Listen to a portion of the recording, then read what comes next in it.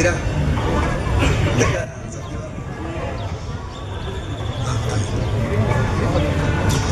Compañeros y compañeras, aunque Miguel ya hizo una presentación general, a mí me han comisionado para decir algunas palabras en presencia del compañero Paco Ignacio y de todos ustedes que son nuestros invitados e invitadas de honor. En primer lugar, agradecer profundamente este espacio, este esfuerzo que ustedes han hecho hoy por acompañarnos a un evento al que nosotros le llamamos histórico. Hemos hecho alrededor de 8 días publicidad con volantes, con lonas, en las redes sociales, de boca en boca, para este nuestro evento. Entonces, en primer lugar, queremos agradecerles a todos ustedes, hombres y mujeres libres, progresistas, porque aquí, en este lugar hoy, nos hemos conjuntado, nos hemos reunido, ciudadanos que anhelamos profundamente una transformación social profunda y verdadera, que es el motivo en lo general de la plática, de la visión de nuestro compañero Paco Ignacio. En segundo lugar, queremos decirles que este evento ha sido convocado, ha sido organizado por una expresión, por un colectivo al que nosotros llamamos Morena, la Esperanza de Tecama. Nosotros somos un colectivo que nos reivindicamos como de izquierda, como militantes morenos que anhelamos, como decía anteriormente, una transformación urgente en este municipio, en este estado, en esta nación. A Paco no le gusta la solemnidad, eso lo hemos visto en sus pláticas, en sus videos. Es un hombre muy sencillo, muy directo. Sin embargo, cuando hemos invitado a la gente, aquí Tecama es un pueblo todavía un tanto así semiprovincial, hay muchos que nos decían: ¿y quién es Paco? ¿Quién es Paco Ignacio? Nosotros tratábamos de explicarles que era un hombre para nosotros grande, porque es un literato, un sociólogo, un periodista, un militante, que tiene 50 libros por lo menos editados en muchos países del mundo, que para nosotros es un honor, es un lujo, y queremos presumirlo como una voz del pueblo, porque aquí estamos acostumbrados a que solo la oligarquía, los ricos, la clase política tiene teóricos que interpretan el mundo y que saben de arte, que saben de historia. Nosotros tenemos a nuestro Paco Ignacio. Por ello, yo reitero, compañeros y compañeras, para nosotros, como morenos, como Movimiento de Regeneración Nacional, hoy es una necesidad urgente escuchar la palabra y la visión de un hombre, de un profesional que vive codo a codo la realidad del pueblo mexicano. Y al no encontrar palabras para explicarle a los maestros, a los colonos, quién es Paco, porque no tenemos pues la biografía autorizada, simplemente les decimos: Paco es un chingón. Gracias, Paco, por acompañarnos.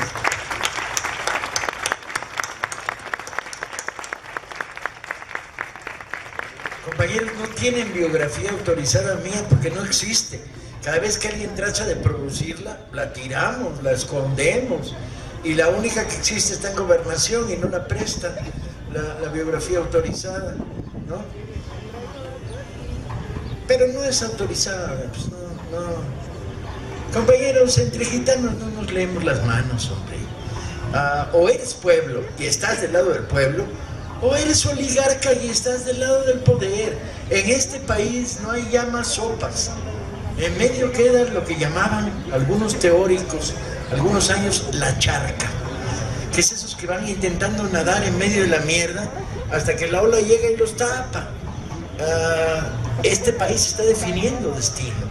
Y en la medida en que define destino, se acaban los espacios intermedios y queda con claridad dos opciones: o la opción popular, con todas las variantes que ustedes quieran ver, con todas las propuestas, con todas las dificultades, las contradicciones, o la opción de la oligarquía.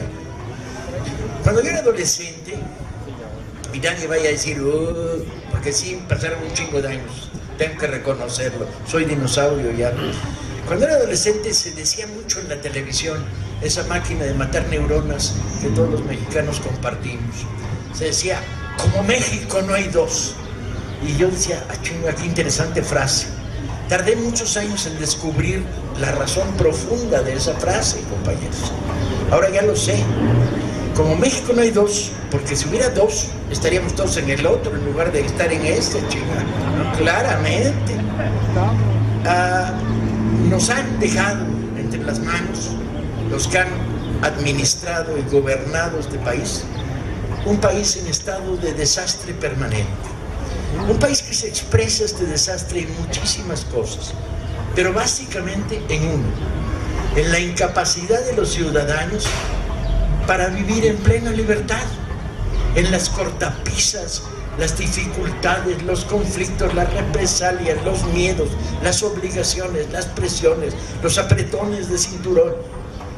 Alguna vez me dijeron, hazte un retrato de México, y dije, mira, es un lugar donde tú llegas a una oficina gubernamental y dices, buenos días, y detrás del mostrador oyes una voz cavernosa que dice, no, y tú dices, no, ¿qué, güey? Todavía no dije que venía. El no está por delante en esta sociedad. Para el ciudadano normal, corriente, el usted, el yo, el nosotros, el no está por delante. Todo es complicaciones, dificultades, corruptelas y una serie de fenómenos que vienen cayendo de una especie de cielo que pareciera estar poblado por los cuatro jinetes del apocalipsis, ¿sí? Una bola de güeyes a caballos, potrencos, todos madreados, que se dedican a destruir vidas con absoluta tranquilidad e impunidad. Resulta muy difícil hacer un recuento, no digamos de los últimos 50 años, digamos de los últimos 10, 20 años, cómo de repente se ha desatado contra los mexicanos una ofensiva que aparentemente no afecta de manera directa a nuestras vidas personales y realmente las afecta profundamente. Aparece de repente de la nada un proyecto de ley federal del trabajo en los últimos años de Calderón, los últimos días de Calderón, los primeros meses de Peña Nieto. Y es una ley federal del trabajo renovada, la existente, la renovación del artículo 123 constitucional, que se nos presenta por parte de los portavoces de la oligarquía, ministros, funcionarios, altos funcionarios, economistas, comentaristas de televisión, spots pagados, diciendo, va a ampliar el mercado de trabajo. Porque estos güeyes hablan un pinche idioma que nadie entiende. Son como veterinarios de tercera categoría que escriben en un papelito 3 al día. Y entonces se la pasa uno descifrando qué tienes, qué no tienes. Hay un lenguaje secreto en el poder. Y entonces se va a ampliar el mercado de trabajo. En principio que nos llamen a los mexicanos mercado de trabajo, te roncan los huevos, ¿eh? Perdón, yo soy muy mal hablado, compañero. No hay bronca. Yo estudié en la secundaria 4 en la Ciudad de México. Ok, aquí nos conocemos. Bueno, que los orejas vayan a decir algo. Porque donde yo estudié en la 4, cuando tenía 12 y 13 años, en la puerta había que alburear al merenguero y al prefecto, y si no, no te dejaban pasar. Entonces me formé en esta interesante escuela del lenguaje potente. Y además porque como escritor pienso que no hay malas palabras, hay palabras. Muchas gracias, compañera. Las cosas hay que llamarlas como son. O sea, un tonto es un tonto. Un baboso es un tonto que babea. Pero un pendejo es un tonto de hijo de la chingada. Con mala fe, pues, ¿no? Y llamarle tonto a un pendejo como al presidente de la República. Y un burro es atentos un burro. agentes de gobernación, tomen nota. Y un burro es Peña Nieto. Las palabras indican cosas. Bien, aclarado mi lenguaje florido. La ley, la ampliación del mercado de trabajo. Los elementos fundamentales en la ley eran la aparición de multitud de fórmulas de contrato temporal y contrato de aprendizaje que desvirtuaban la permanencia natural en el trabajo. La viejo 123 decía, si tú trabajas en una empresa y vas sumando días, meses y años, vas adquiriendo derechos fundamentales. Si trabajas 6 días, el 7º lo descansas y te lo pagan, ¿sí? Si trabajas 1 año, tienes derecho a la paga número 13, el famoso aguinaldo. Si trabajas 1 año, tienes derecho a vacaciones pagadas. La empresa te dice, no venga los próximos 20 días y le vamos a pagar sus vacaciones. Ajá. Usted tenía derecho a todas estas cosas. Con la aparición de los contratos temporales, desaparecen estos derechos porque, y ustedes lo podrán preguntar, todos los chavos que están entrando a primer empleo, están entrando a empleos sin garantías, donde no hay vacaciones, no hay aguinaldo, contratos por 6 días, contratos por mes y medio, y claro, ¿qué hacen? Te rompen la continuidad. De tal manera que te vas a encontrar dentro de 5 años, que trabajaste 5 años para una empresa, pero no los trabajaste. Desde luego, no hay seguridad social, porque ya te inscribiremos en la seguridad social, ¿sí? Estos contratos temporales y contratos de aprendizaje pues eran una trampa criminal. El aprendizaje era peor todavía. Podían decir, usted está aprendiendo. ¿Sí? ¿Hasta cuándo? Cuando sepa manejar esta máquina ya aprendí. No, yo decido cuándo está aprendiendo. Y además han venido añadiéndole cosas, como por ejemplo que las enfermedades laborales las determina la empresa y no la seguridad social y el sistema médico. El sistema médico es el que tiene que decir, si usted trabaja en una fábrica de bolsas de yute, va a tener problemas de asma con gran facilidad. No, esto lo define el patrón, que no trabaja en la fábrica, está en una pinche oficina, cuando mucho, en el Tapanco, o en una casa en Miami que se compró con el dinero que le saca a los trabajadores, con suerte. Y entonces van recortando derechos laborales. Dan permiso de funcionamiento a lo que se llama outsourcing. ¿Ustedes conocen algún trabajador de limpieza público que trabaje para quien trabaja? O sea, trabajadores que limpian el aeropuerto de la Ciudad de México. ¿Para quién trabajan? Pues para el aeropuerto de la Ciudad de México. ¿Quién les paga el aeropuerto de la Ciudad de México? ¿No? Ajá, están las outsourcings. Entonces, ¿qué ocurre? Se crea una intermediación entre el que ofrece el trabajo, ¿sí?, y el que lo contrata. La empresa contrata a un intermediario, el intermediario contrata al trabajador. Pero ¿cómo lo contrata? No lo contrata en las condiciones de la empresa. Es decir, quiero que limpies el aeropuerto todos los días, descansas el 7º, tienes aguinaldo, tienes vacaciones. No, lo contrata temporalmente, 7 días. No, ahora no vayas, ahora mandamos a otro. Y entonces las outsourcing lo que hacen es crear una relación laboral falsa. Cuando un trabajador que trabajó durante 10 años para la limpieza de un aeropuerto llega y dice, oiga, yo he trabajado 10 años de limpieza en el aeropuerto, alguien le dirá, no, ¿has trabajado? Pues aquí lo dice, ¿has trabajado para limpiarme el fundillo clean? O muy pulidito pero redondito, SADCB. Y entonces dice, ¿y eso? Empresas que van cambiando de nombre porque ni siquiera tienen continuidad. Y entonces, dirección, una pinche oficina rastacueros en un barrio de la Ciudad de México, donde hay una secretaria bizcocha con una mesa que le falta una pinche pata. Y además que se cambia, o sea, no hay responsabilidad laboral por 20 años de trabajo. Entonces, todos estos mecanismos, lo que crean de repente es 500,000 de trabajos chatarra para los jóvenes que ingresaron al empleo en los últimos 3 años. Trabajos sin derechos. Con todo y el añadido de que México empieza a aparecer por falta de vigilancia, y yo diría por falta de voluntad de vigilancia, trabajo esclavo de nuevo. El trabajo de la época porfiriana está reapareciendo violentamente en México. Estoy en Torreón con unos compañeros y me dicen, oye, me sacan a un lado, me apartan, me dicen, oye, estamos en una situación medio peligrosa, compañeros de Morena. Hemos descubierto en los plantíos de frutas y hortalizas para exportación,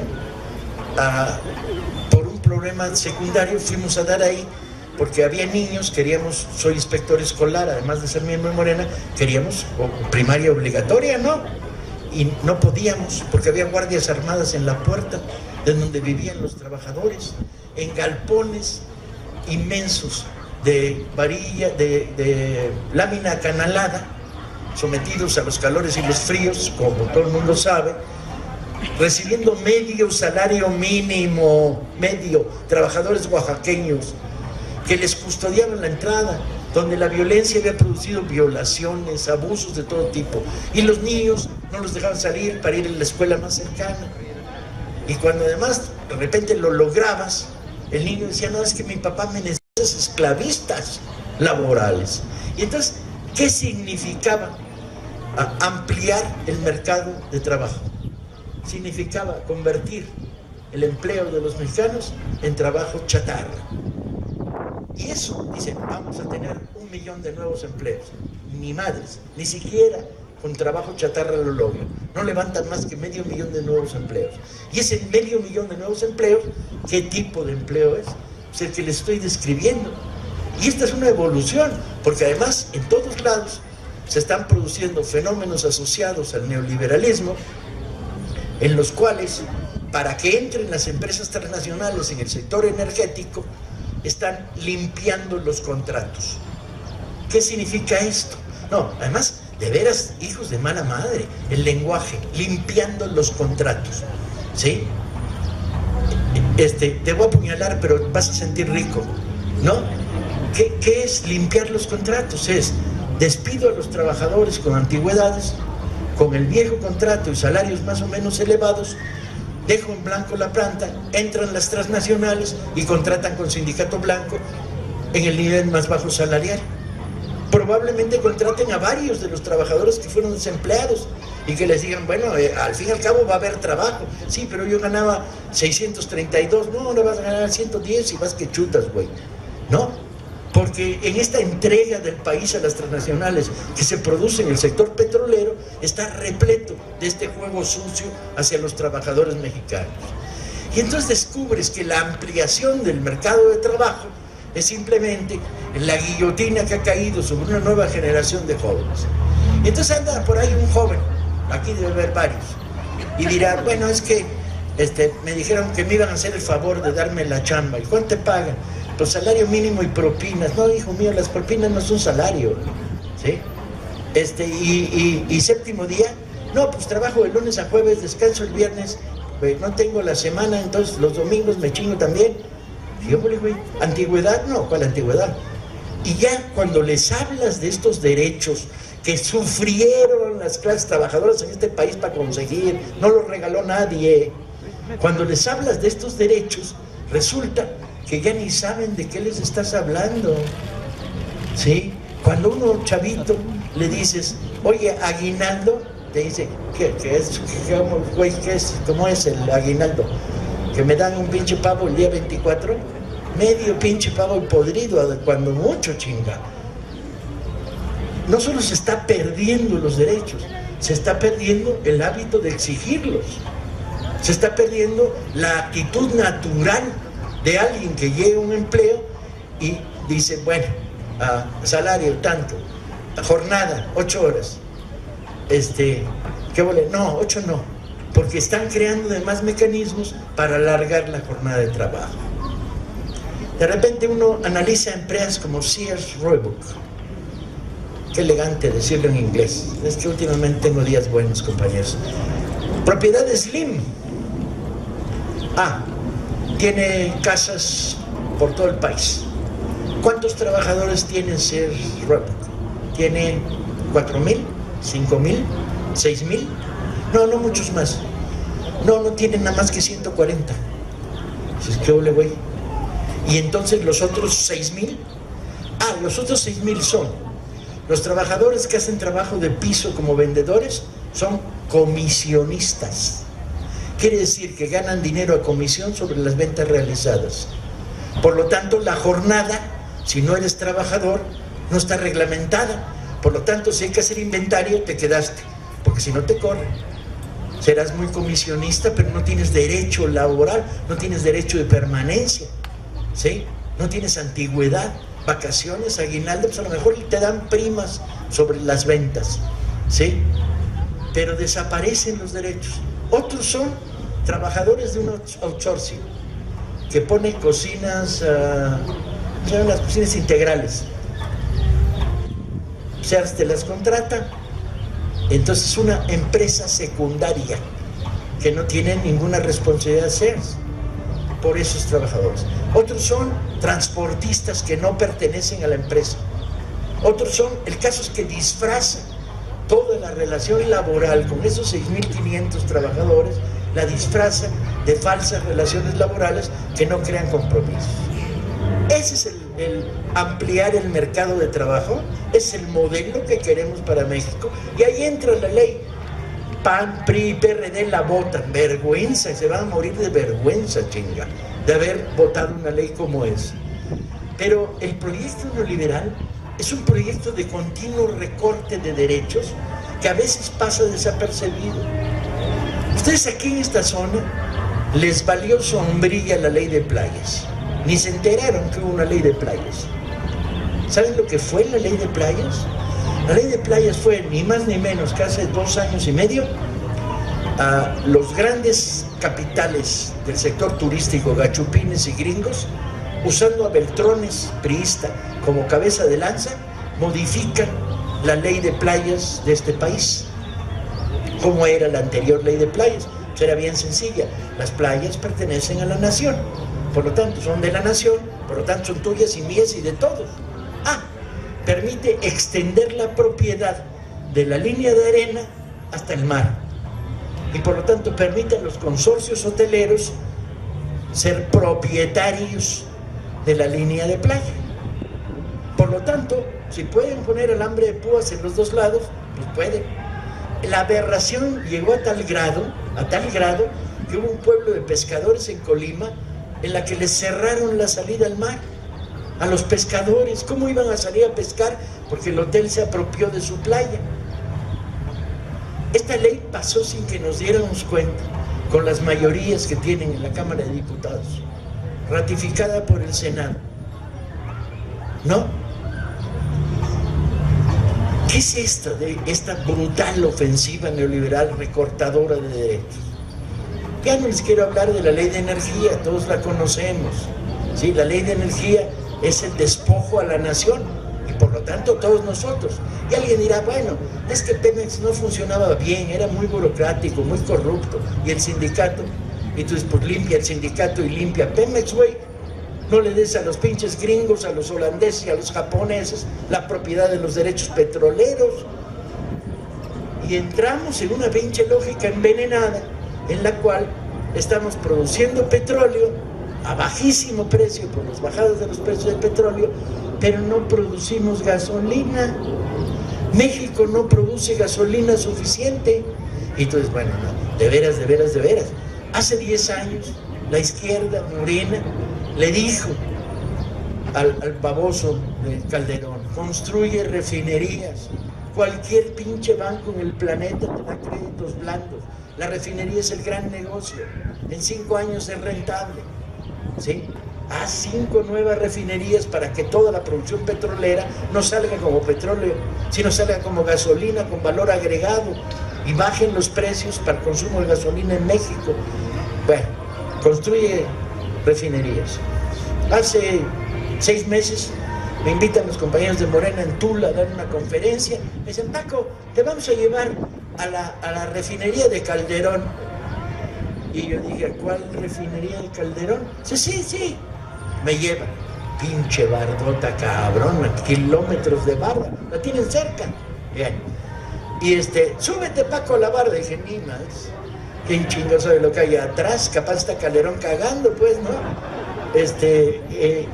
No, súbete, Paco, súbete a ver la refinería de Calderón. me trepo a la barda y veo una pinche extensión de tierra suelta, 8 pinches nopales, ni siquiera con tunas, cabrón. Era el valor agregado, nada, la nada. Esa es la pútrida refinería de Calderón, la inversión del terreno y haberse gastado una barda. ¿Y entonces qué ocurre? Pues que estamos mandando petróleo crudo a Dallas, a Houston, para que nos devuelvan gasolina. Claro, nosotros lo vendemos barato, ellos nos lo revenden caro. Andrés Manuel López Obrador dijo con mucho sentido común, es como venderle naranjas a un güey que luego a la vuelta de la esquina te vende jugo de naranja al doble. Compadre, que aprendamos a exprimir, chinga, ni que fuera tan difícil, ¿no? Y esta es la trampa continua, porque el proyecto neoliberal es un proyecto criminal, no tiene vergüenza. Lo que han intentado hacer con los maestros de este país, quitándoles derechos en nombre de una supuesta ley de educación, que de educación no tiene nada, es una ley de control y de represión hacia los trabajadores del magisterio. No tiene nombre, está frenada porque afortunadamente los compañeros de la CENTE y del movimiento magisterial, y me pongo de pie aquí para saludarlos metafóricamente, porque no me voy a parar, de veras, no tenía nombre. Y por donde quiera que uno le busca, va encontrando todo un proyecto de recortar derechos ciudadanos que conduce inevitablemente al empobrecimiento de los ciudadanos, conduce inevitablemente a ciudadanos de primera multimillonarios y ciudadanos de tercera mayoritariamente mexicanos, porque luego tienen la desfachatez de decir no va a tener efectos secundarios. No, ya tuvimos el gasolinazo. ¿Qué esperaba? Que al subir la gasolina, en mi casa, 10 días después de subir la gasolina, subió el recibo de la luz. 7 días después de subir la gasolina, subió el gas estacionario. Y no me puse a calcular a cómo subían las lechugas, porque no me gustan las pinches lechugas, entonces me vale madres que suban. Pero era evidente que un aumento de la gasolina iba a repercutir directamente en los precios de los productos que se transportan. Y se transporta todo en nuestras sociedades. Y lo ignoran, o no lo quieren ver, o nos quieren engañar. Porque además, la amalgama del proyecto neoliberal, lo que une las piezas del proyecto neoliberal, pues es la corrupción.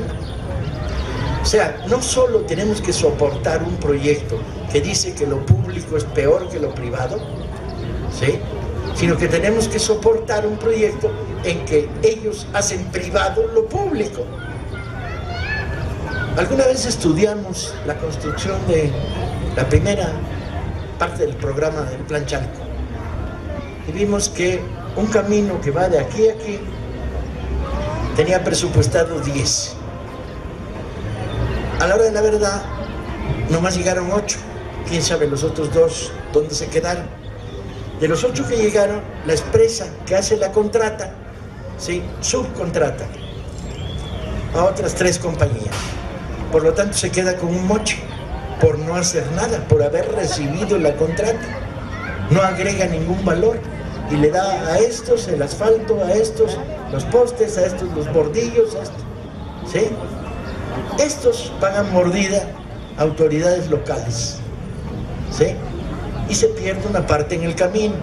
De los 10 ya eran 8, de los 8 ya eran 6, de los 6 se perdieron 2 y quedan 4. De los 4 que quedan, llega el presidente municipal priista de Chalco y dice, pero me tienen que hacer una carreterita de 4 kilómetros desviada de la central para atender un rancho de pollos que yo tengo. Su madre, qué jeta, qué desvergüenza. Y entonces le hacen la carreterita. ¿Cuál es el resultado? Que una obra que tenía 10 presupuestados se hace con 3,5. ¿Cuál es el siguiente resultado? El siguiente resultado es que llega la primera temporada de agua y los baches en la carretera del Plan Chalco eran de este tamaño, porque habían estado usando arena en exceso, mal material para la compactación, etcétera, etcétera, etcétera, etcétera. No hay misterio. En el juego del neoliberalismo, la corrupción juega un papel tremendo. De tal manera que de la obra pública se realiza un 60% mordido por corruptelas, que se vuelve un 40, que se vuelve un 30. Entonces, de manera que cada 100 pesos, ¿sí?, 6 se van al basurero de la corrupción, a fabricar millonarios. Y el escándalo nacional es todos los días. Díganme ustedes un día de lo que va de año en que no hayan tenido un escándalo de corrupción. Y eso es porque algunos medios informativos están informando. Los que no sabemos, ¿qué hace el secretario de Gobierno del Estado de México con 180 automóviles en su rancho? Ay, no mames, ¿para qué los quiere?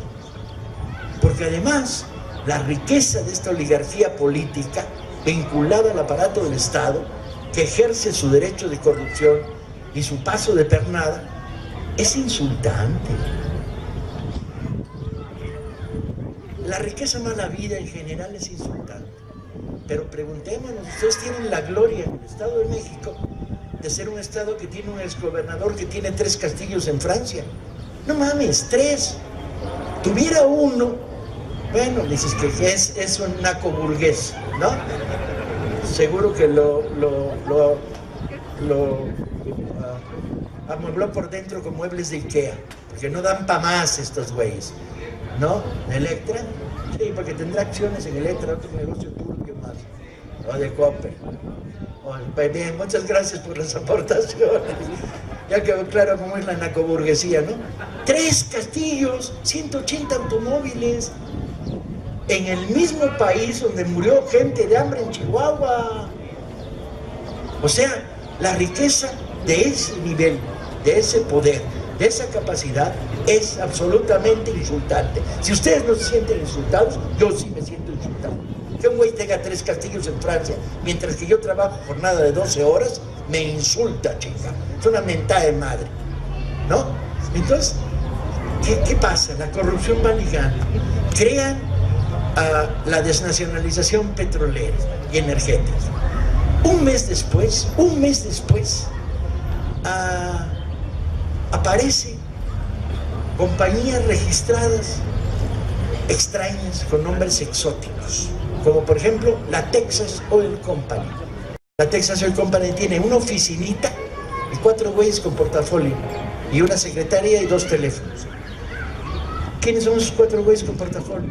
2 de ellos son exdirectores de Pemex que tienen información confidencial, que se han pasado a estas empresas fantasmas que ahora van a entrar en tratos con las transnacionales para venderle lo que ellos llaman know-how, que es conocimiento de dónde está el pastel, cómo se reparte y a quién le metes el mordisco. Hace 15 días un compañero abogado me mostraba una cosa llamada portafolio de oportunidades. Tiene un nombre bonito, ¿verdad? Es que los neoliberales son duchos para poner nombres chingones, ¿no? Portafolio de oportunidades. ¿En qué consiste el portafolio de oportunidades? Es un portafolio que han construido un grupo de abogados de la Ciudad de México. Cerca de 1 millar de abogados patronales se unieron para crear el portafolio de oportunidades que se le presenta a empresas transnacionales. Y en este portafolio les dice, si usted quiere invertir en minería del plomo, los estados con alta productividad son estos. La manera de conseguir los permisos chuecos es esta y esta. La manera de conseguir concesiones para la explotación del plomo es esta y esta. La manera de obtener beneficios por la inversión que ustedes hagan, o sea que les condonen cosas, agua gratis, bla, bla, bla, prediales a la mitad, es esta y esta. Y además, desde el día en que nazca su empresa, nace con un sindicato blanco que ustedes controlan. Son propietarios del sindicato en las condiciones más bajas que se pueden dar. A ver, yo ya me paso de bueno, me cae mal. Pero si mi general Mariano Escobedo anduviera por aquí, o mi general Francisco Villa anduviera por aquí, y agarrara a los 1000 pinches abogados del portafolio de oportunidades, se los pasaba por el cuchillo, me cae mal, por traición a la patria. Pero además por culeros, por canallas, por miserables. Irle a vender a extranjeros condiciones de tranza y explotación de tu propio país se llama traición a la patria, chingada. Las cosas por su nombre. Y todavía hay un montón de tierra libre en el Cerro de las Campanas, donde fue fusilado Maximiliano, para toda esta bola de cabrones. No se nos olvidará. Tenemos memoria, tenemos recuerdo, y en este país, tarde o temprano, habrá justicia.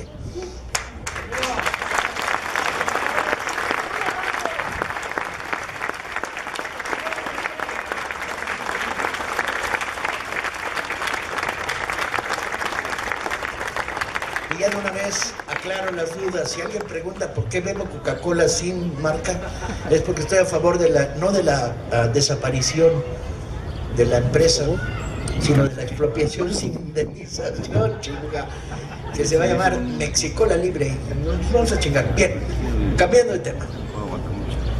El mecanismo de la combinación corrupción, neoliberalismo, ha dejado al país verdaderamente ahogado, asfixiado, golpeado. Pero además hay un agravante, que es para poder operar esta lógica, hay una lógica autoritaria y represiva. Para poder destruir el proyecto de las normales rurales, que es uno de los proyectos más bellos que ha habido en la historia de México, y usted lo sabe, fue normalista rural, y se siente orgulloso además de esto, chinga, no más faltaba, ¿sí? Cárdenas crea un proyecto que es a toda madre, es la comunidad campesina elige a sus mejores hijos y los manda a una normal rural, para que se vuelvan maestros de primaria. Y en esta normal rural les dan beca alimenticia, lugar donde dormir, catre, no muy bueno, pero catre al fin y al cabo, una buena biblioteca, libros. Y luego estos muchachos regresan a sus comunidades, el circuito se cierra. No son maestros temporales, han construido una vocación, una especie de fiebre de educación magisterial. El proyecto no tenía desperdicio, estaba creando el circuito para una alfabetización y masificación de la primaria en las regiones campesinas, donde las propias comunidades gestionaban de alguna manera.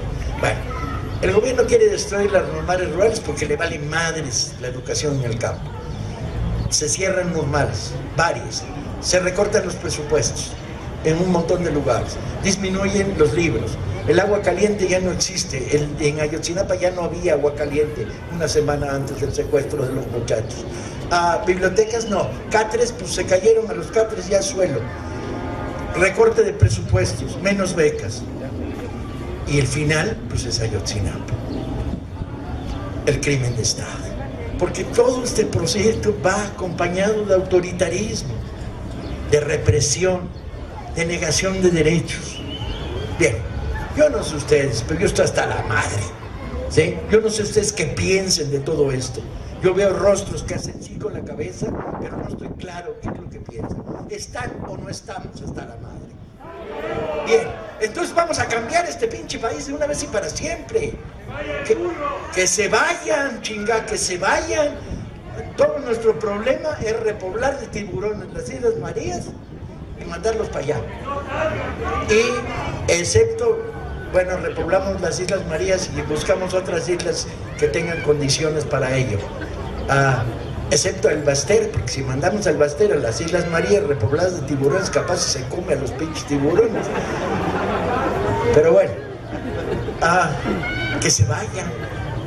Y este debe ser el grito nacional, que se vayan. Ni nos merecen, ni nos los merecemos. No se los vamos a dejar sacar, ¿sí? Porque lo primero que hay que crear es el Ministerio de Bienes Mal Habidos. ¿Qué significa? ¿Y usted de dónde sacó dinero para comprar 3 pinches cartillos en Francia, güey? No, pues es que tenía una tía, tu chingada madre. Venga para acá, propiedad de la nación, expropiación inmediata. Los bienes mal habidos expropiados de inmediato.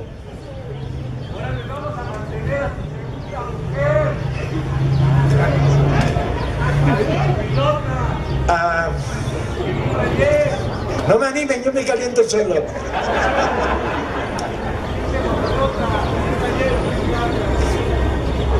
¿Va a ser difícil? Sí, claro que va a ser difícil, compañeros.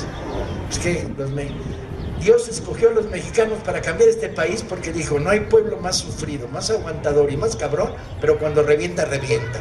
Y hay detrás de nosotros la independencia, la reforma, la revolución. Vamos a intentar que sea un cambio pacífico, desde luego. No queremos poner más muertos en la calle. Ya bastantes hay en medio de la lógica perversa del conflicto que inventa Calderón.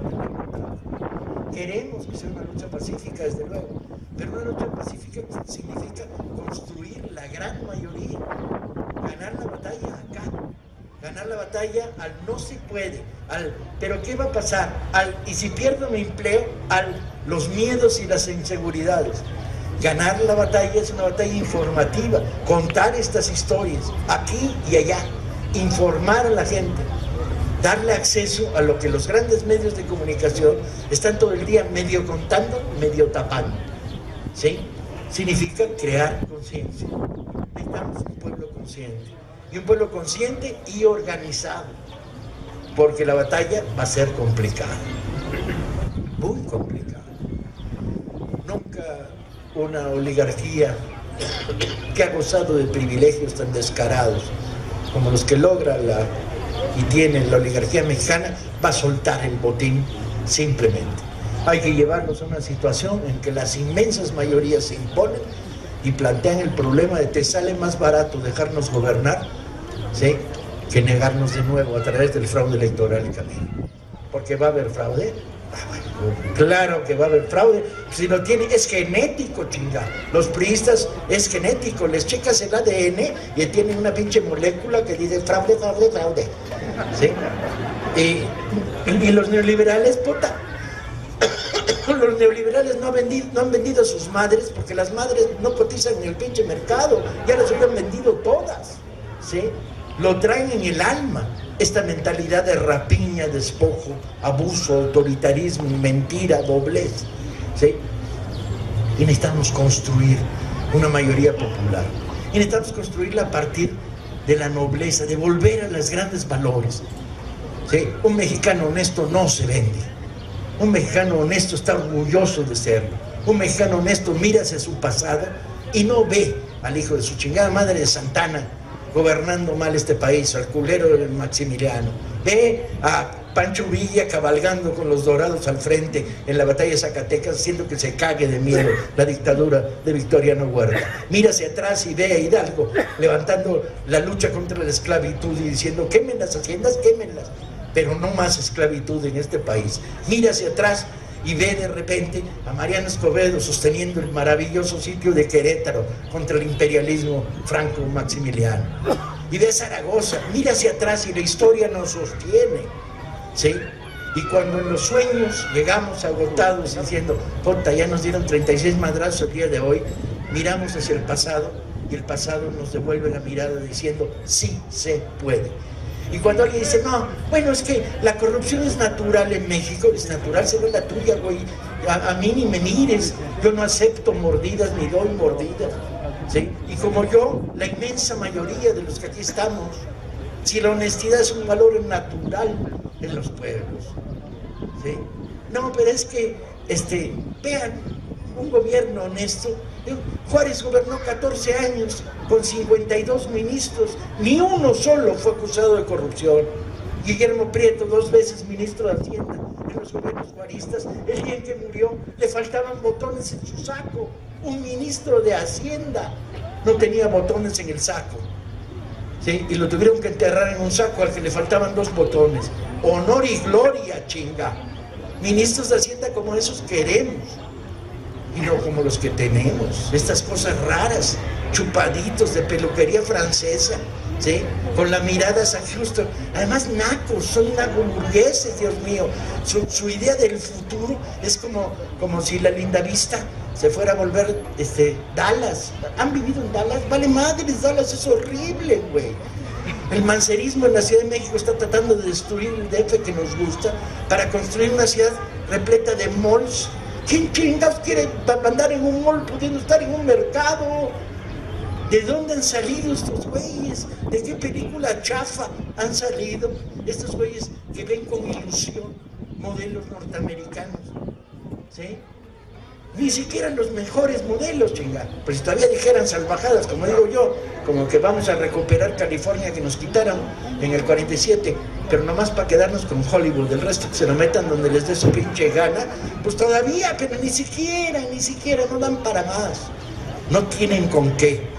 ¿no? Tenemos una gran burguesía analfabeta funcionalmente. Vean la Casa Blanca de Peña Nieto. No hay ni un cuadro ni un libro. Ay, güey, ¿para qué la quieren? Tendrá 2 patinetas y la usará para hacer ska. ¿Sí? Es la única imagen que se me ocurre. Pero además el ridículo, el absurdo, la abundancia de pendejismo. Compra un avión presidencial que nadie lo necesita y no cabe en el hangar. Que a toda madre nadie lo midió las alas. Pero no solo eso, construye un pinche hangar y está mal hecho. Lo construye IGA, por cierto, empresa que financia las campañas de los priistas en el Estado de México, ¿no? Y entonces el hangar está mal hecho y le falta un cacho para las alas y lo tiene que volver a tirar. Y uno dice, el hangar, 800 millones de pesos. ¿Qué carajo es un hangar? Un hangar son 3 pinches paredes, un portón y un techo. ¡No mames! 800 millones de pesos. Pues ¿con qué lo hicieron? Lo hicieron con la corrupción. Lo hicieron con tu dinero y mi dinero. Les vamos a cerrar el pinche grifo, compañeros. Vamos a hacer así y ya no van a meter nada. Porque somos los mejores plomeros en la historia de este país. Tenemos que dar la lucha, compañeros. Ha llegado un momento. La libertad está a la vuelta de la esquina. Yo no sé si la ganaremos. Yo no tengo máquina para predecir el futuro y no vengo a hacer demagogia y no vengo a prometerle a nadie victorias. Las victorias se ganan, no se prometen, ¿sí? Lo que sí les digo es, nos lo merecemos. Mexicanos, mexicanas, nos merecemos vivir en un país libre. Muchas gracias.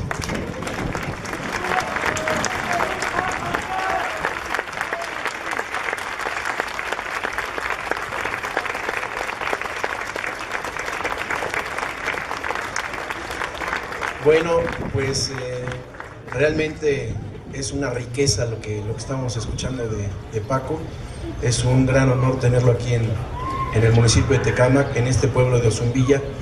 Y pasamos al siguiente punto. Si alguien tiene preguntas, pues por favor háganlas, porque a ver si puede resolverlas Paco, ¿no? ¿Alguna participación que quieran hacer? Adelante, por favor.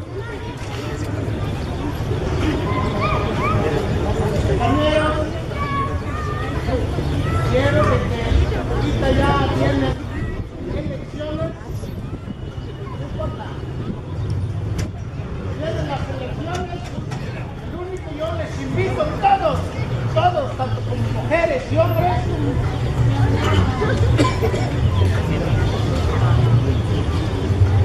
bueno, miren, yo les invito a correr la voz cada quien, como que fuéramos como voceo de la calle, o sea, lo que vamos a andar voceando en las calles, corriendo la voz a todas las mujeres, hombres que estamos aquí, corremos la voz, vamos a votar a favor de Morena. Nos va a ir bien por causa de que vamos a convertir como Distrito Federal. Espero a ustedes que no tengan miedo a correr la voz, compadres, comadres, amigas y amigos, bueno, todo el mundo. Es el único, yo les invito, no les invito a otra cosa, porque ya es justo a correr la voz que Morena... Todo esto es lo que tenemos que hacer. Okay, entonces dejemos fuera del debate el problema de las futuras elecciones. Bueno, Paco, mi nombre es Francisco Rebollar. Creo que sí tiene que ver un poquito con las futuras elecciones. Nada más es una pregunta que no nombra partidos. Es evidente que vamos a vivir un fraude más. No es la primera vez que el partido en el poder pierde las elecciones y lo arrebata el poder, ¿no? ¿Hay algún plan para evitar esto? Yo siento que va a volver a perder el partido en el poder, va a volver a ganar la oposición, pero va a volver a haber fraude. ¿Qué vamos a hacer ante eso? Vamos a hablar de un país hipotético. Ya me lo chingué. Lo bueno es ser escritores que tienes habilidades que desconocen. En un país hipotético, hay un gobierno que comete sistemáticamente fraudes electorales porque no puede ganar con la conciencia lo que gana con el dinero, porque necesita perpetuarse para mantener el negocio fluyendo. En este país hipotético, de seguro están preparando ante el avance de la oposición un fraude electoral. En este país hipotético se va a producir, pero la oposición está diseñando un plan para, uno, a lo largo de la campaña ganar al máximo posible abrumador de conciencias para hacer más difícil el fraude. Dos, en el momento de las elecciones vigilar el mayor número posible de casillas para mantener el éxito logrado. Tres, congregarse. La experiencia de este país hipotético, por ejemplo en el que vivía Juan Escudero en Acapulco en 1922, es que el día de las elecciones, después de votar, los campesinos salieron armados, no con machetes, porque no se trataba de violentar la situación, sino con cañas de azúcar, y rodearon las urnas hasta que en voz alta se leyeron los resultados. Habrá otros planes en este país hipotético, como por ejemplo plantearnos muy en serio el problema de frente a un triunfo arrollador, si es que lo hay, plantearse el problema de que si no se reconoce, pasar a las moratorias de pagos o pasar a la huelga general. Yo creo que en este país hipotético todavía las cosas están procesándose y les tomará a ellos algunos días armar una estrategia antifraude. De cualquier manera, el problema fundamental es el avance en la conciencia, y eso es victoria. Cuanto más ciudadanos conscientes existan en ese país hipotético y en este, más fácil va a ser transformar su sociedad y la nuestra. Hola, buenas tardes a todos. Bueno, ahorita Paco hablaste acerca del aeropuerto, del avión, de la corrupción. Nosotros aquí en Tecámac somos 12 pueblos originarios.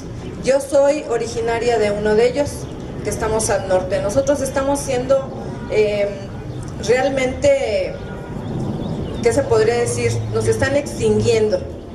¿Por qué? Aprovechando que hay demasiada gente, los quiero invitar, compañeros, porque gracias a ese aeropuerto lo que nos están haciendo acá en nuestros cerros, los están devastando.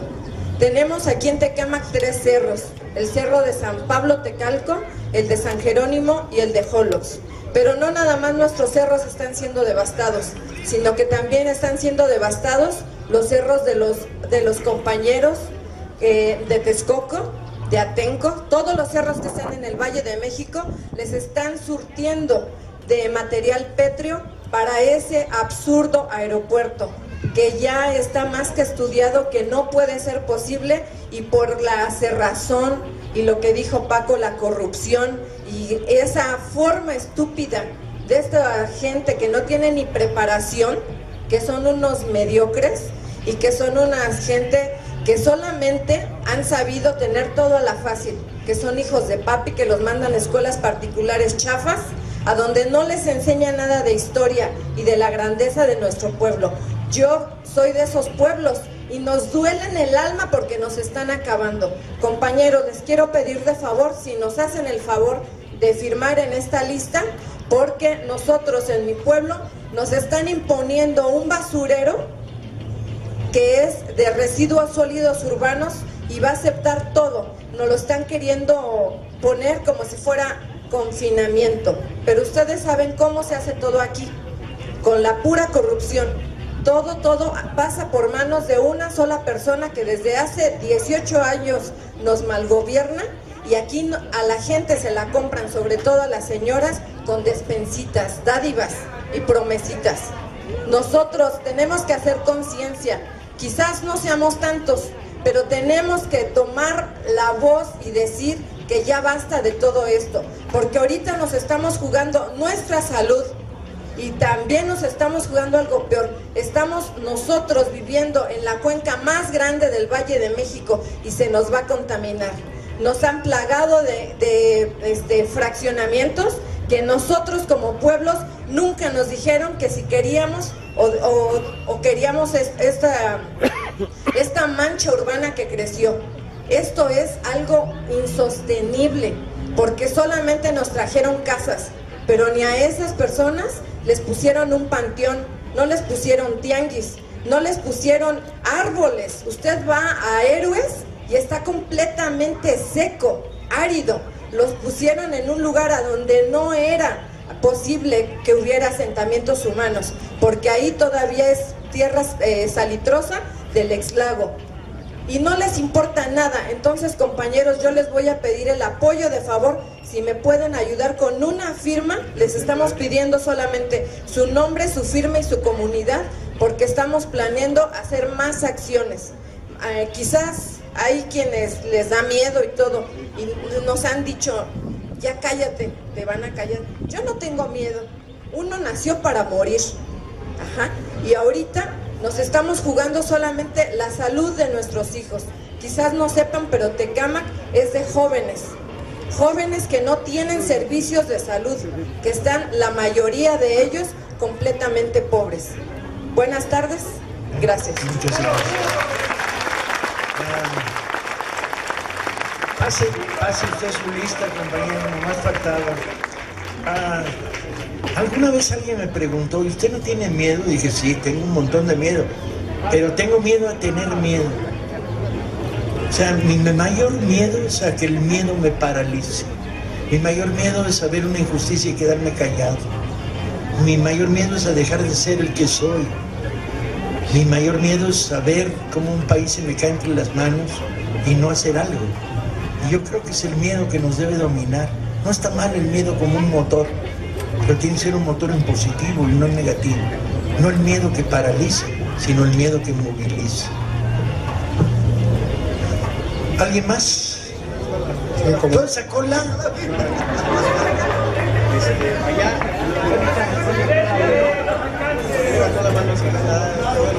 Bueno, ya tenemos el micrófono en la mano, ¿no? Ahorita lo pasamos. Ahora que me lo quiten.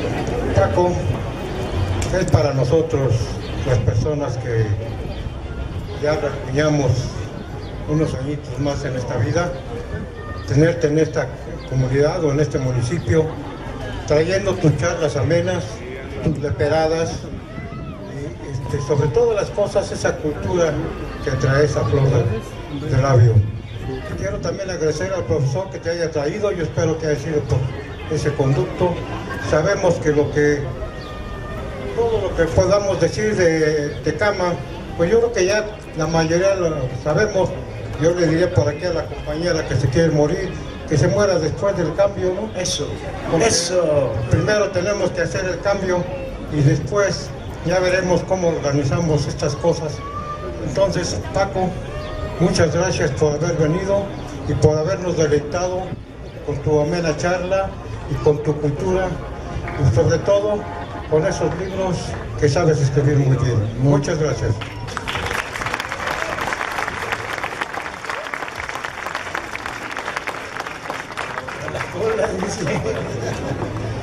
Los compañeros, si son breves, mi vida se los agradecería. Llevo un pinche mes dando 2 conferencias diarias sin parar.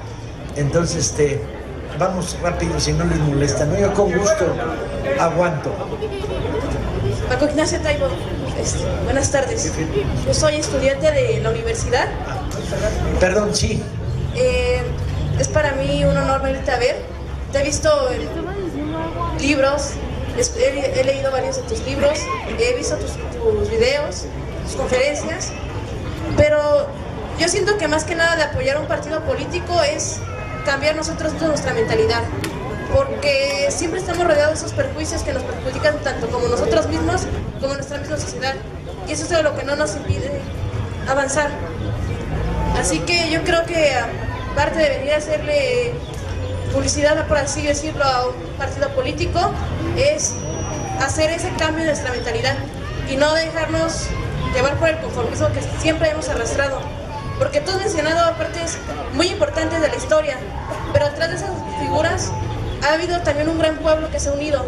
No solamente ha sido un hidalgo, sino ha sido un gran pueblo atrás de ese hidalgo, o un Francisco Villa, sino ha sido también un pueblo, un montón de campesinos que estaban en descontento y que quisieron dar el cambio. Así que siento que está en nosotros también, no solamente no hay que ponerle en uno, sino todos. Gracias.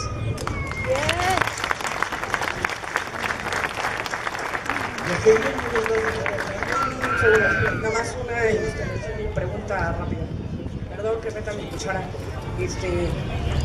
Soy la hija de Paco y venía con él hoy. Vendimos todos los libros. La verdad fue un placer. Lamentamos no haber traído más. Voló todo. Literal no pudimos cargar físicamente, ya no podemos cargar más cajas. Pero se los agradezco. Y viendo esta organización, yo nomás quisiera preguntar, pasando las elecciones, esta organización ha pensado cómo va a cuidar a las mujeres en este municipio.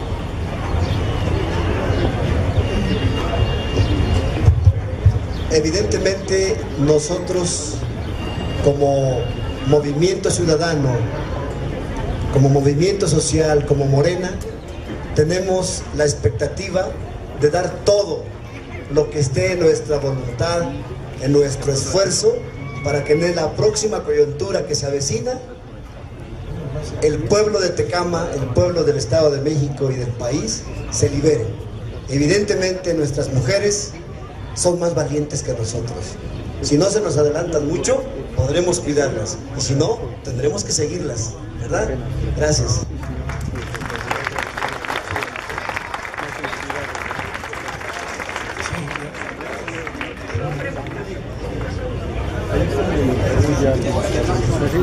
A ver, compañeros, perdón, Hipólito, antes de que empieces, nada más una aclaración, una súplica para los que van a participar.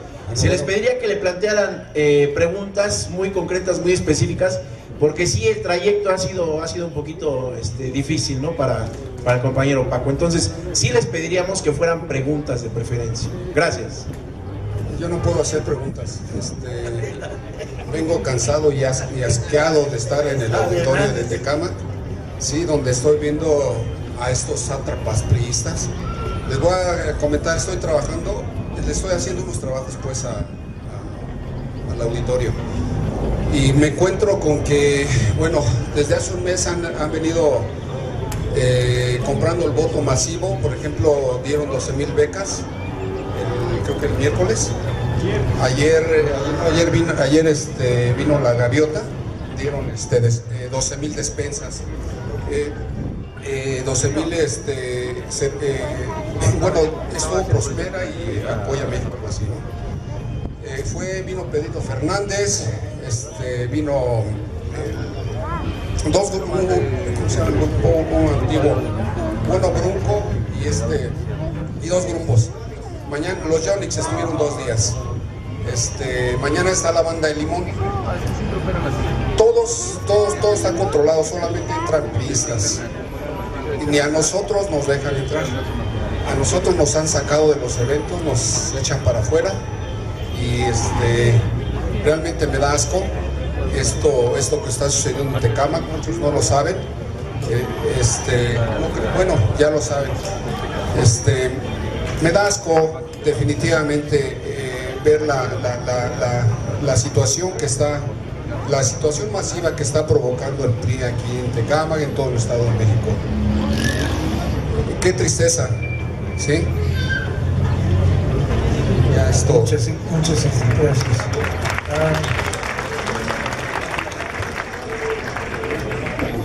El neoliberalismo. No, sí. Yo creo que hay que regresar a un modelo antineoliberal, a un modelo de nacionalismo económico y político que ante la ofensiva que nos viene de Trump, que va a estar muy fuerte, nos permite defendernos. Nosotros ya estábamos viendo cifras interesantes, por ejemplo, la siguiente. Amenazan a los productores mexicanos de azúcar con no comprarles azúcar en Estados Unidos. Y estamos viendo la cifra de las compras de azúcar norteamericanas según el Tratado de Libre Comercio. Entonces había una posición de decir, pues esto puede ser un desastre para la industria azucarera mexicana. Y sin embargo, un economista agrícola que conoce la historia, Chapinguero, dijo, no, espérate, compara compararlas con las cifras que estamos comprando de fructosa. Fructosa es el azúcar de maíz de mala calidad que le compramos a los gringos para el endulzamiento de la comida chatarra en México. Entonces estaban en azúcar comprando nosotros. Un proyecto nacionalista sensato, lo primero que diría es: nos prohíbes la salida del azúcar mexicano al mercado norteamericano, cerramos la compra de fructosa norteamericana y que el azúcar mexicana vaya al mercado interno a sustituir a la fructosa. Estas lógicas cambian la perspectiva contra el neoliberalismo. El neoliberalismo se caracteriza por privatizar todo y dárselo a la pseudo iniciativa privada en nombre de la eficiencia. Y de repente te encuentras cosas abominables, como por ejemplo, la ley de tráfico del Distrito Federal autoriza las fotomultas, ¿no? Y las fotomultas, con un sistema de cámaras fotográficas, establecen supuestas violaciones al tráfico. Simultáneamente, en la ley de tráfico disminuye la velocidad de crucero. Simultáneamente, el mancerismo va creando obstáculos de menos estacionamientos, menos lugar en las calles, angostura de las avenidas. Entonces entras en una lógica de caos. Y entonces la pregunta es: ¿para qué autorizas las fotomultas? O sea, ¿por qué pones en manos de una empresa privada, en la lógica neoliberal, el problema de las multas a los que infraccionan la ley? En sentido común, y no pido más que el sentido común, si tú le das a un privado el derecho a multar por infracción, ese privado, ¿qué quiere? Que cometas la mayor cantidad de infracciones que puedas para tener el mayor número de multas, para generar el máximo de ganancia. Pues no, camaradas, ¿sí? Tú no pones al diablo en la entrada de las iglesias cobrando derecho de admisión, por favor. La primera lógica antineoliberal: desaparece las pinches fotomultas, aumentas la velocidad en vías rápidas, aumentas el lugar de estacionamiento, entras en la lógica del sentido común, dejas que los vecinos se estacionen en las puertas de sus casas, permites, como sucede en Milán, el estacionamiento en banqueta en las noches, metes el control social, los estacionamientos de la ciudad, y es un solo elemento. Esto es válido para todos. Educación popular, libre y gratuita. Volvamos a la esencia del 123. Los neoliberales, ¿qué dicen? Educación popular no, libre no, gratuita no, y laica tampoco. Y están poniendo en manos del clero la educación superior en México a la velocidad más rápida. Y en algunos lugares no tengo bronca, hay curas progresistas dirigiendo universidades muy decentes, pero no ese es el destino de la educación nacional. En una lógica no neoliberal, el país tiene que preocuparse por ofrecer a todos sus hijos educación pública, gratuita y barata, ¿sí? Y entonces la gran revolución educativa pues es de abajo hacia arriba. Todos los planes de educación que he visto que está generando la SEP, ninguno toma en cuenta lo que yo vi en el Zócalo. En el Zócalo la Coordinadora Nacional de Trabajadores de Educación hizo unas jornadas pedagógicas. Y llegaron maestros de todo el país a contar experimentos que estaban viviendo en sus escuelas. Había de todo, desde locuras locas, hasta cosas apasionantes. Me encuentro un maestro que está ahí en un changarrito, en una de las tienditas que se armaron en el Zócalo, enseñando geometría con técnica de huerto familiar. Y entonces el cuate tenía un lapicito, una cuerdita, y le explicaba la geometría así: este árbol necesita para vivir el sustrato de la tierra. Si tiene una tierra fértil de este tipo, necesita 4 metros de tierra alrededor suyo, ¿no? ¿Cómo se mide 4 metros? Bueno, hay una cosa que se llama radio, 2 metros. Si hacemos una circunferencia, ¿sí?, generamos los 4 metros de vida en todos los puntos. La geometría se volvía así, no una ciencia aburridísima. Me reprobaron siempre en geometría. A mí me gustaban las novelas de aventuras y las clases de geografía. La geometría era como castigo, man. Pero si me hubieran enseñado geometría así, a pesar de que yo no soy un niño campesino, soy un niño urbano, la geometría se hubiera vuelto parte de la vida. Y este maestro entonces enseñaba todo con geometría, el triángulo, ¿no? geometría básica. Yo nunca he visto que la sepa, agarre la experiencia de este maestro y la generalice, porque en miles de comunidades campesinas la única manera sensata de enseñar geometría básica es a partir de la vida cotidiana, ¿sí? Galileo, el sol gira en torno a la tierra gira en torno al sol. Pues ahí lo tienes, obsérvalo, analiza, acompaña a Galileo pensando, ¿no? Los eclipses. Caray, la revolución antineoliberal es volver al sentido común, a la voluntad comunitaria, a la democracia real, a los derechos ciudadanos, a la idea básica de mi libertad tiene un límite, solo uno, la libertad del que está al lado. Y ese es el único límite que puedo aceptar. No hay orden, autoritarismo y ley que pueda restringir mi libertad. La única manera que admito como válida para restringir mi libertad es la libertad del de al lado. Por lo tanto, poner en el centro conceptos que en el neoliberalismo no existen, como solidaridad, ¿sí? Como fraternidad, como apoyo mutuo. Este país generó culturas comunitarias maravillosas. La cultura oaxaqueña del tequio no tiene desperdicio, compañeros. Es una de las más brillantes que ha generado la humanidad. Chinga, el tequio significaba que cuando una pareja se casaba, la comunidad le ayudaba a construir su primera casa con trabajo voluntario. Creaba lazos de buena vecindad, lazos de solidaridad, lazos de trabajo voluntario. Y sobre todo, experiencia al que sabía poner vigas, que enseñaba al que no sabía. Tenemos que volver al sentido común, a la solidaridad, a la fraternidad y echar afuera el proyecto neoliberal. Este país necesita fertilizantes. No podemos permitir que hayan desnacionalidad Fertimex y se le hayan dado a empresas extranjeras. Porque las empresas extranjeras lo que quieren... ¿Cuál es la lógica del capital? Ganar dinero. ¿Cuál es la lógica de lo social? Dar beneficio social. Si Comisión Federal de Electricidad trabaja como debería trabajar, electrificar ese pueblo de allá, pues no costea, porque para llevar luz a 7 casas tienes que hacer un pinche tendido enorme de cables. Entonces, en la lógica capitalista, no es costeable llevarle luz a los de aquel pueblo. En la lógica social, para eso existe, para llevarle luz a los que no tienen, la pagamos los que sí tenemos. La distancia y la necesidad, no hay bronca, porque mi libertad se amplía con la libertad de los demás. Esa es la lógica del debate contra los neoliberales.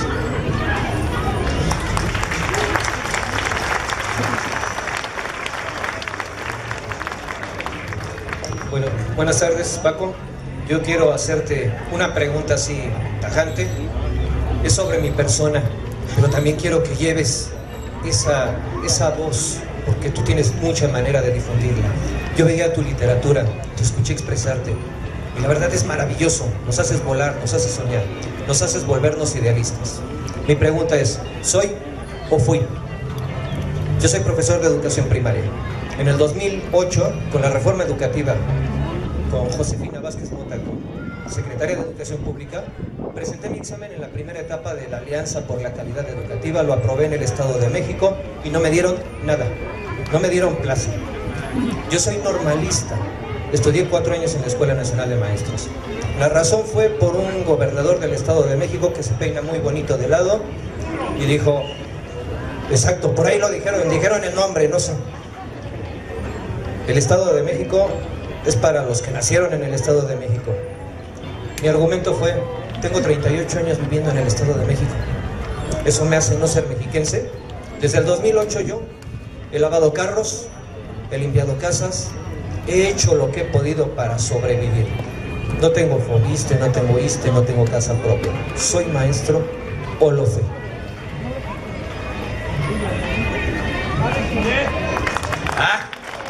Eso calienta. Compañero, usted sigue siendo maestro y tarde o temprano, en su caso y en cientos de miles de casos, habrá justicia. ¿Quién le va a negar su condición de mexiquense, su condición de mexicano? El alcalde de la ciudad donde yo nací, que es en Gijón, en España, donde emigré a los 8 años, yo tengo 60 de mexicano y 8 de gijonés, decía, ¿alguna vez me han preguntado quién es gijonés? Y yo contesté, gijonés es el que nació en Gijón, claro, pero gijonés es el que vive en Gijón. Y si me apura mucho, el que anda pasando también es gijonés. Compañeros, nuestra mentalidad tiene que cambiar de estas lógicas primitivas, porque además si hace lo que hace es para repartir empleos en su covacha, no para otra cosa. Ese es el intento final. Pero los profesores con vocación, si vienen de Chihuahua, bienvenidos. Y si vienen de Australia y están dispuestos a jugársela por este país, bienvenidos. ¿Qué fue Francisco Javier Mina, sino un pinche loco navarro que vino a morirse a México porque creía en la libertad? Adelante, bienvenidos. Sí, tarde o temprano será justicia.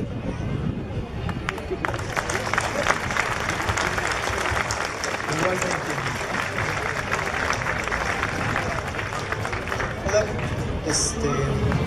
mire, yo soy menor de edad, tengo 16 años, pero mi pregunta es, la juventud de hoy quieren sentirse narcos, escuchan acá que el narcocorrido, que el reggaetón, que... ¿Cómo podemos unirlos de alguna manera a nuestro movimiento que estamos haciendo aquí? ¿Cómo abrirles también los ojos, decirles que el PRI la verdad no es ninguna opción? Yo tengo 68 años y me cuento entre los jóvenes. Digo, viejitos son los de 70, chingada, ¿no? Está claro. Los de 72, corrijo, 73, ¿le sigo subiendo? 75, vale. Este no es un problema de edades, es un problema de si la razón te da para pensar que eres ciudadano de un país en crisis profunda, la razón te da para organizarte y movilizarte.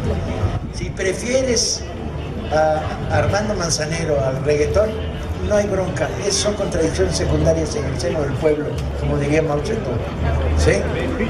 La papa no está en la materia como vestimos, nos identificamos en términos de gustos o de cultura.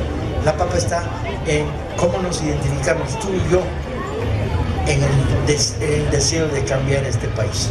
¿Cómo hacerle llegar a los jóvenes esta idea?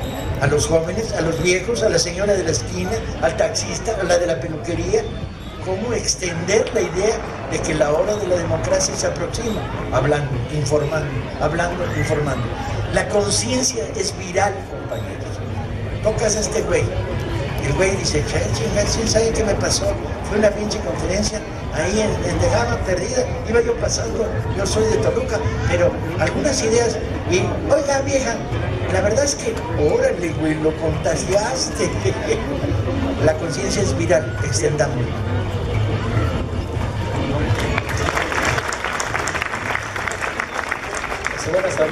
Buenas tardes y pues gracias por estar aquí desde San Paco Ignacio.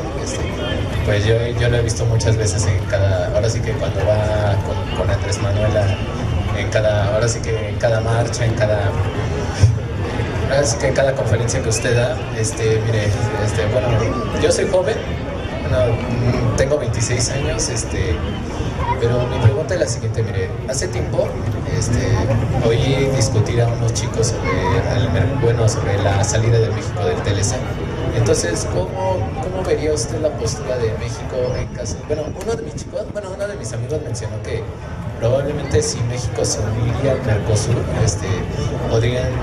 podrían tener más opciones de crecimiento. ¿Cómo ve usted esta postura de México? ¿Cómo vería la postura de México en caso de que Canadá y Trump quitaran a México del Mercosur?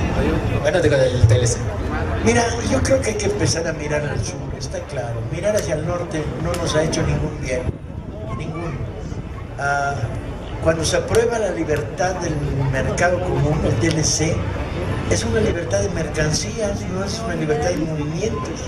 O sea, un dentista de Guanajuato no puede ejercer en Chicago, colega. ¿Qué tratado de libre comercio? Solo los productos y no los ciudadanos. Entonces hay que mirar hacia el sur y tumbar fronteras de aquí hasta Argentina. Un solo continente, volver a Bolívar y al Che. Y yo creo que es un camino a largo plazo. Pero no hay que tenerle miedo a la negociación del TLC. El TLC es un tratado en el que los que más han ganado son ellos, que lo quieren romper, a ver cómo nos toca.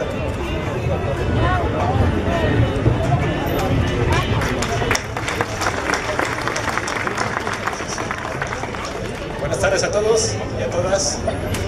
Aquí a señor Taibo. Mi pregunta va ligada un poco, Alejandro Granados, de aquí del municipio de Tecámac. Mi pregunta va enfocada a la percepción en cuanto a la cultura como un punto principal de nuestro resurgimiento, como esta manera de remexicanizar a toda la población. En cuanto a esto, es su definición de cultura como tal. En cuanto a esto, los componentes que quizás pueda usted considerar que sean necesarios. En cuanto a este mundo, como dijo, país utópico, así que hace rato. En cuanto también las aplicaciones que pueda tener la cultura, que usted, en cuanto a su experiencia, con todo el respeto de los años que usted viene diciendo que ya tiene trabajando, con esa experiencia de estos años 68, ¿qué concepto puede usted bajarnos en unas palabras a lo mejor muy prácticas y respetables para nosotros? Miren, la cultura es un sistema de abrir puertas. Los seres humanos producen trabajo, producen vivienda, producen hijos si no usan condones a tiempo, y producen cultura.